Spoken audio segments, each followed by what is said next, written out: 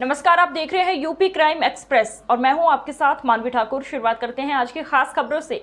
India गठबंधन और PDA जीतेगा, उसी की घबराहट आपको दिखाई दे रही है सत्ता में। मैं आजमगढ़ के लोगों को बधाई देता हूं और आजमगढ़ को कभी हम लोगों ने विकास में पीछे नहीं रखा है। आने वाले समय में जब सरकार बनेगी तो आप आजमगढ़ को देखेंगे, जिस तरीके से लखनऊ में या प्रदेश में और जगह विकास होता है, उससे भी आगे बढ़कर के आजमगढ़ और आसपास विकास कराने का काम करेंगे, जिसमें बिजली की सुविधा हो, अस्पताल की सुविधा हो, शिक्षा की सुविधा हो और सड़कों की भी सुविधा देंगे।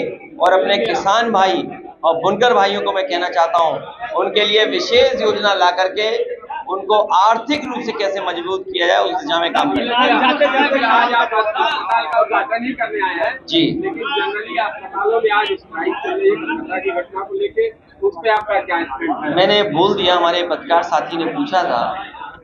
ममता बनर्जी जी खुद महिला हैं और एक महिला का दुख दर्द वो समझती हैं। उन्होंने कार्रवाई की है और जो उनकी डिमांड्स थी सीबीआई या अन्य संस्था से जांच कराने का, वो भी फैसला सरकार ने लिया है। लेकिन इसके साथ साथ भारतीय जनता पार्टी के लोगों को राजनीति नहीं करनी चाहिए। और अगर बंगाल के बारे में इतनी चिंता है, स्वाभाविक है, जो घटना हुई है उस हिसाब से जो लोग डॉक्टर्स हैं सब लोग स्ट्राइक पे गए हैं। लेकिन बीजेपी को घटनाओं से राजनीतिक लाभ नहीं लेना चाहिए, किसी भी घटना से राजनीतिक लाभ नहीं लेना चाहिए बीजेपी को। आप बताइए, सोनभद्र में जो बेटी के साथ हुआ है उसमें क्या बीजेपी कर रही है? या लखनऊ में एक दलित मां ने आत्मदाह कर लिया था मुख्यमंत्री ऑफिस में, मुख्यमंत्री कार्यालय में। सोचिए आप, तभी आप कल्पना कर सकते हैं। और फिर झूठा फंसाना, अगर आप पत्रकार हो, आपने तो खुद फेस किया है, आप सच्चाई से न्यूज चला देते थे, आप पे मुकदमा हुआ है। एक आध पत्रकार शायद यहाँ भी जेल गया था, बगल के जिले के जेल गए थे, नहीं बगल के जेल के गए थे और इसी जेल में रहे थे, आजमगढ़ की जेल में, याद होगा आपको। तो ऐसी भी सूचना है।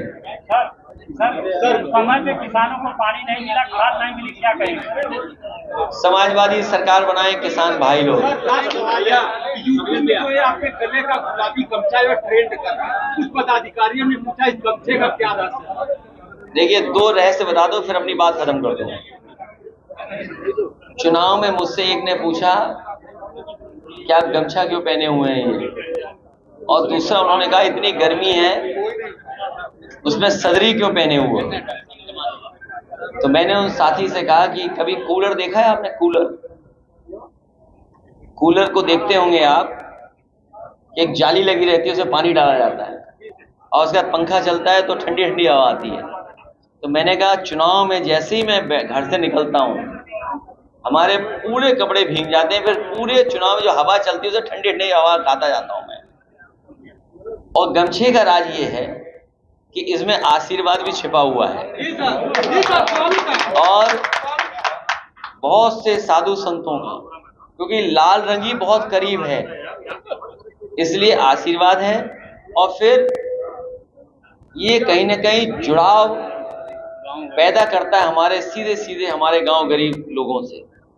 और दूसरा, इतनी गर्मी में चुनाव था, इतना धूल धक्कड़ चुनाव में था, तो जहां आशीर्वाद था वहां धूल धक्कड़ से और पसीने से बचने के लिए गमछा काम आ रहा था। एक सवाल, तो अब ये ड्रेस का हिस्सा हो गया है। भैया एक सवाल, 2027 का चुनाव होने जा रहा है। बीजेपी ऐसी घबराई हुई है कि उन्हें पता ही नहीं लग रहा है कि किस दिशा में जाएं। और इन परिणामों के आने के बाद समाजवादी लोग जितना जनता के बीच में रहेंगे, उतना ही जनता का समर्थन आने वाले समय में मिलेगा।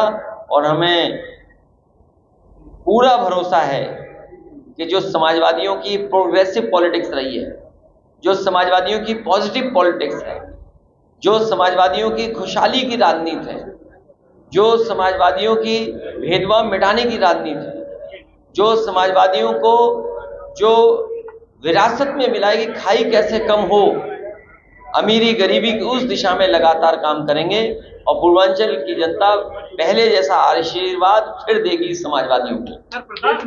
अभी जब हाल ही में जब 5 में स्थान पे बताने वाली सरकार ने कहा कि अर्थव्यवस्था 5वें स्थान पर पहुंच गई है और तीसरे स्थान पे ले जाने वाले हैं। इसका मतलब ये नहीं है कि हमारे किसानों की और नौजवानों की या व्यापारियों की आय बढ़ गई हो। अभी भी प्रति व्यक्ति आय नहीं बढ़ी है, वो आंकड़ों में तो दिखती है लेकिन सच्चाई में नहीं है वो। और दूसरा सुझाव हम लोगों ने दिया था यही पूर्वांचल एक्सप्रेसवे को लेकर के, अगर ये 25 किलोमीटर और जोड़ दें गाजीपुर के हमारे पखनपुरा गांव से और जो बक्सर से सड़क बनकर के आ रही है, तो भागलपुर से लेकर के सीधा दिल्ली तक आपको एक्सप्रेसवे मिल जाएगा। और इसी एक्सप्रेसवे किनारे जब मंडियां बन जाएंगी, जो हमारे योजना थी जिसको आधा अधूरा बीजेपी ने छोड़ दिया है, हम पूर्वांचल की जनता को भरोसा दिलाते हैं कि समाजवादियों की सरकार बनाइए, इस सड़क के किनारे नौकरी, रोजगार और किसानों को सुविधा दिलाने का काम करेंगे।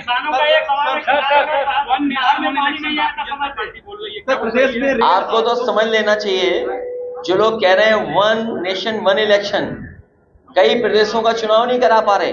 और आप सच्चाई पता करना, उत्तर प्रदेश की सरकार, मुख्यमंत्री तो तैयार थे अभी से चुनाव में जाने के लिए, चुनाव ही नहीं घोषित हुआ, तो वो जो तैयारी कर रहे थे ट्रांसफर कर करके, और सोचिए क्या ट्रांसफर कर रहे हैं, एमवाई ढूंढ रहे हैं कि अगर उन्हें एमवाई दिख जाए तो उसका ट्रांसफर कर दें।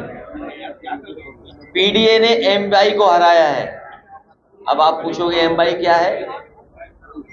दिल्ली वाले और लखनऊ वालों को हराया है पीडीए ने। और सोचिए आप, बगल में प्रधानमंत्री जी का क्षेत्र है बनारस, गंगा एक्सप्रेसवे चल रहा है, मेरठ से प्रयागराज चला जा रहा है।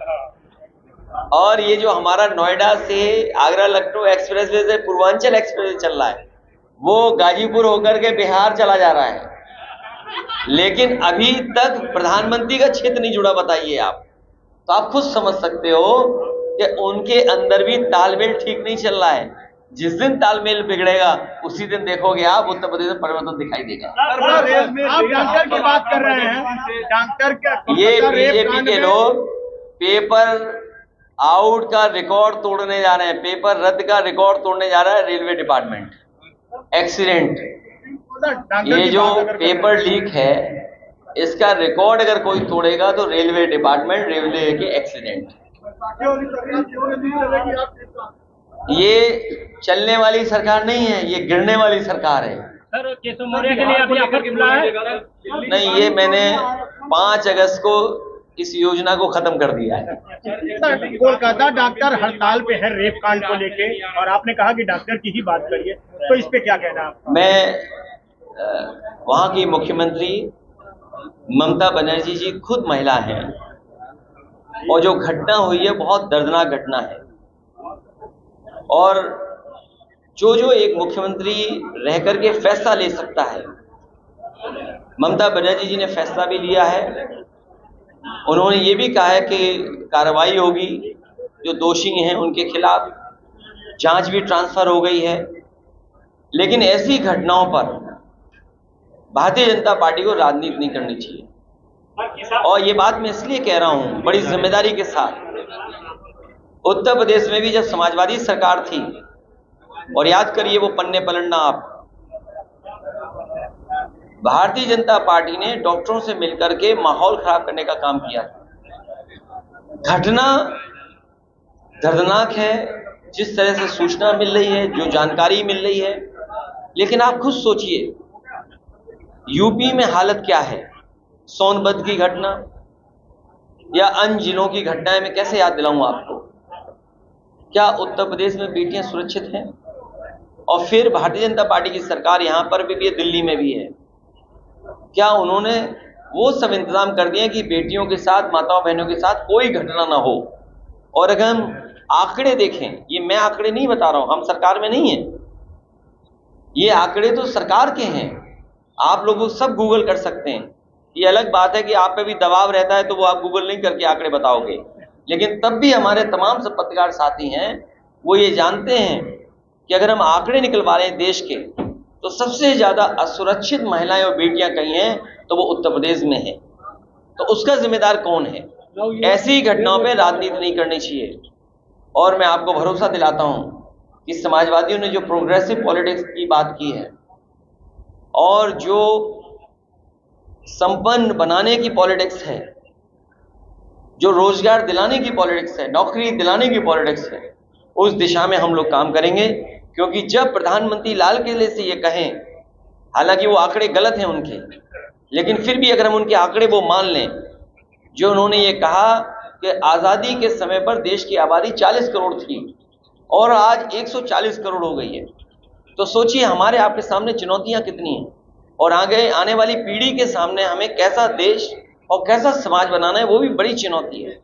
इसलिए बीजेपी ने जो बिगाड़ा है सब, उत्तर प्रदेश से लेकर के देश की अर्थव्यवस्था से लेकर के सब कुछ बिगाड़ दिया, उसको ठीक करने का मौका जनता देगी और 27 में जनता मौका देगी तो आप परिवर्तन देखने को मिलेगा।